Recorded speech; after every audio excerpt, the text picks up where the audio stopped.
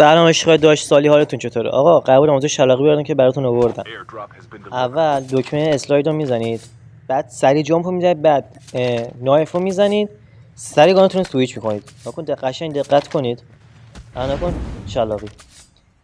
حالا این یه نمونه برای بلک مارکت بودش. حالا میریم جلوتر. بهتون دو تا روش دیگه هم هستش، اون رو بهتون یاد بدم. یعنی فول میشید. حتما لایک رو بکوب، سابسکرایب هم یاد نگی سابسکرایب نکردی که قرار کلی آموزش براتون بذارم. بریم جلوتر بهتون بگم. آقا من اینجا دو نفر بهم راش دادن، یکی دیگه فول لوت بودن، یکی اینجا زدن. چون من می‌خواستم شلاقی بزنم، ویدیو شلاقی بذارم، مجبور بودم با شلاقی بزنم. این اولیشون همینجوری زدم که کم بشه. خب بعدش اینجا رفتم حالا کم تیر زدم بهش، ببینم دمیجش چیه. نه جنگ دمیج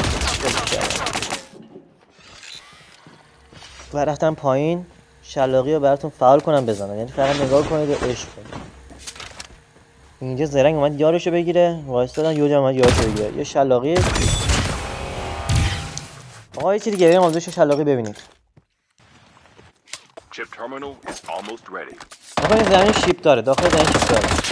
یه استراید سری، یه جامپ، یه نایف، سری توی گان. اینجا یه باز خوش شانسی بودش اومدش ما رو این تست کنیم. نگاه الان دیدی یه شلاقی شد. نگاه بعد کلی بزنید تا عادت کنید بهش. نگاه اسلاید، جامپ، نایف، بعد توی گان سری با هم.